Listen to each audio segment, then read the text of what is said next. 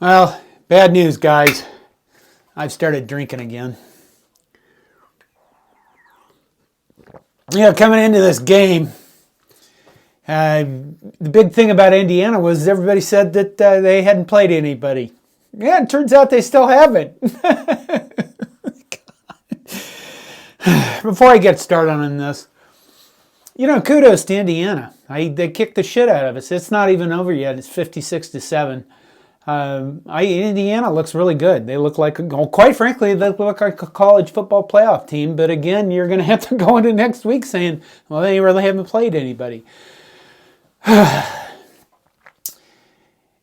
During my live stream this last week, I did with the Indiana guy. One of the things I pointed out was I thought it was very important. I'll probably have some more of this later. How this game started. Compare how this game started to how the Colorado game started. In the Colorado game, Nebraska came out on defense, kicked the shit out of Colorado in the first 3 plays of the game, and that game was over. In this game, Indiana came out, we gave up our first rushing touchdown of the season, and the game was over. And you thought 56-7. The biggest problem with this game is there's nothing good about it. There's no brightness to take out of this. The biggest problem with it is Matt Rhule and his staff have taken whatever goodwill they built over the last year and a half and just shit it down. They've shut it down the toilet. Because right now, if you looked on our schedule and if I asked you just to answer the comment, what games do we have left on the schedule? Last week I probably would have felt better about it. I think, I did a poll. And we felt like, most people felt like we'd win 3 or 4 more games. After this game, do you feel like we're going to win any other games? Because right now, UCLA beat Rutgers. Wisconsin looks like they're getting their groove together. USC. Ohio State is next. Yay! And no, there's nothing good about this game. I mean, the worst thing possible has happened is that Matt Rhule, stepping up to play his second real opponent, his second-ranked opponent of the season, looked worse than any game I think I can remember from that other guy's years that we fired before Matt Rhule, whose name I don't like saying. He looked worse than that. This game looked worse than that. And it looked worse than that because nobody bothered to show up. After the first series, that was it. It was done. I don't know if Indiana punted. I don't know if we punted. Well, we did punt, obviously, because Brian Buschini can't be denied. The defense gave up 5 rushing touchdowns, I believe, so that's kind of a murder. I guess if you're going to get them out of your system, you might as well fucking do it all at once, huh? And the defense really didn't exist today, which was, I think, the biggest shocking thing to me because I still think we have a good defense. I just think Indiana just really, number one, has a good offense. Number two, we didn't bother come to play. I have this feeling about 11 a.m. games that we really don't show up until noon. And you can't do that against a team like Indiana or Ohio State. Well, I guess anybody else on the schedule for the rest of the year. And be expected to do any good and win games. One of the biggest things that bothered me about this game was one of the biggest things, because there weren't all of them. I'm trying to pick out the shittiest of the shitty things to talk about. And one of the things that bothered me, or I could point out about this game to indicate what I'm saying about how we didn't bother showing up after the first series, was the last series before the half by both teams.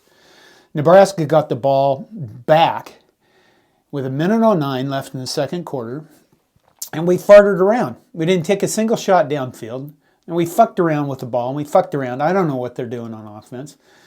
And we didn't take a single shot downfield. Indiana gets the ball back with like 24 seconds left, and at least they make an attempt to score. And I think that, if I had to pick one thing that's bothering me, one thing out of this entire shit show, it's that. It's that there just really doesn't seem to be anything on this offense that it has going for it where it's a constant threat to do anything explosive. Maybe Dylan Raiola is trying to protect the ball too much where he doesn't take a shot at his receivers. there's this whole thing about they're not getting separation. Well, you know what? Nayor and Banks are they're big body guys. They should be able to go up and get the ball with physicality and bring it down. Thomas Fidone does that sometimes. By the way, on the interception, that Raiola threw when he threw it to Fidone, I think it was a 4th and 8, and we really needed to score. Did he have another option on that? Really? I mean, he looked right at Fidone because it doesn't seem like any of our other receivers are doing a fucking thing to do production. Maybe Ja'Cory Barney a little bit, but everything about this offense seems lackluster. And it looks like, the run blocking really isn't there very effective. The running backs aren't effective. The receivers aren't effective. I know we probably want to burn Marcus Satterfield, our offensive coordinator, in effigy, and I don't blame you after this. Why the fuck not? Defensive coordinator, Tony White, I think, is a good defensive coordinator, obviously, but not today. And that's the biggest problem with this, like I said, is that this has taken all the good grace or all the growth or anything you felt good about Nebraska football, and it set it back to the beginning back to the beginning. And it's going to be hard to come away with this about anything positive. And I'm not going to say anything positive because there isn't. I guess the only thing I'd say is take it one game at a time. I guess on Twitter at halftime, I excused everybody from watching the rest of this game. There's going to be a lot of good football, I think, played by other teams the rest of this game, the rest of this day. Maybe Texas will still lose. That'll be fun. Illinois could beat Michigan. It's always fun to watch Michigan lose. But there's no fun for the Huskers right now. What else can I say about this? Why was Dylan Raiola even in the fourth quarter?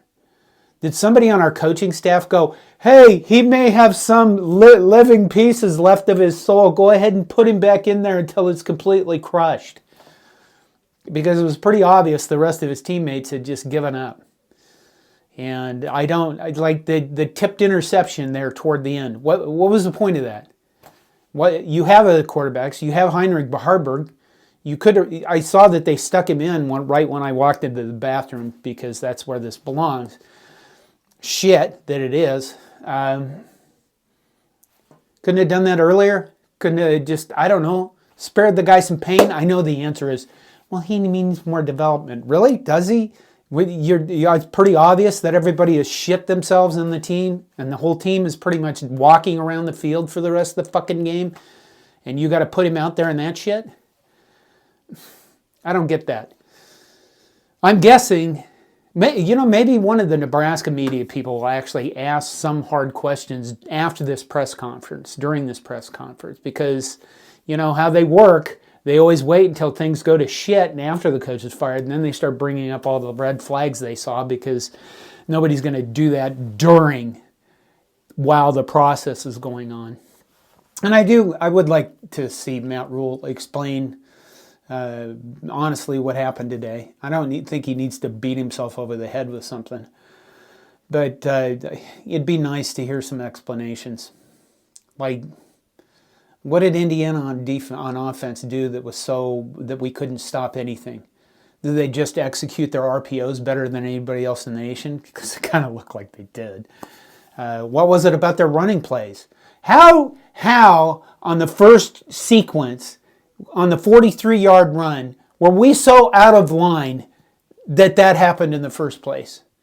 How is it that none of our receivers can seem to block for more than 0.8 seconds on the perimeter of any play we ever run?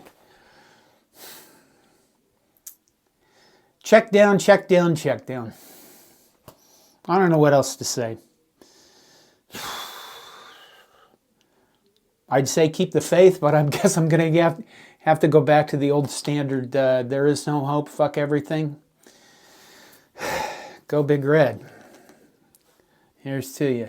I love you all. Thank you for the support. I hope there's not I'm sure that some days there's going to be days like this ahead. There could be days like this ahead coming in the next game against Ohio State. God help us. But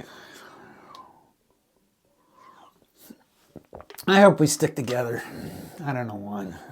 Although I'll tell you this. If a game starts like this, by halftime, I wouldn't bother watching it because, I don't know, there's other shit to do, isn't there? Take care of yourselves. Again, go Big Red. Not even this damn thing works.